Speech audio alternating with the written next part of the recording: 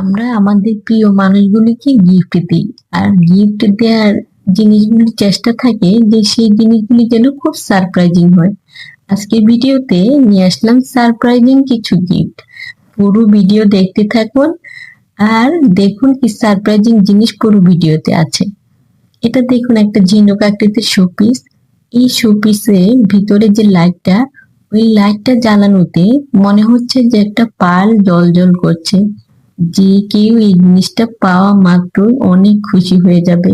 নিজেরাও যদি এরকম কোনো গিফট পাই, খুশিতে আটখানা যেটাকে বলে সেটাই হবে।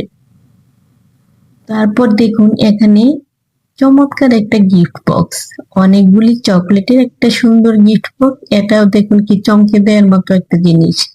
তো এরকম গিফট বক্স গুলি দেখে আমাদের মনে হতে পারে যে আমরা যদি এরকম গিফট বক্স পেতাম বা বানাতে পারতাম, প্রিয়জন থেকে দিতে পারতাম, তাহলে বেশ হতো।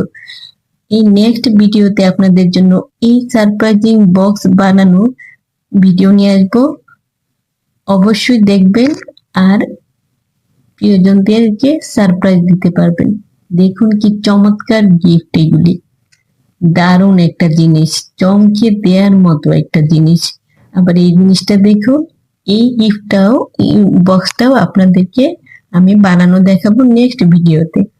আবার প্রিয়জনদের নিজে হাতে বানানো কিছু দিতে চাইলে এরকম একটা ছোট্ট একটা জিনিস দিয়েও কাউকে খুশি করা যায়। কেক চাপ যে আমরা খাই, ওইটাতে কিছু চকলেট দিয়ে দেখুন কি চমৎকার একটা গিফট বানিয়ে ফেললো।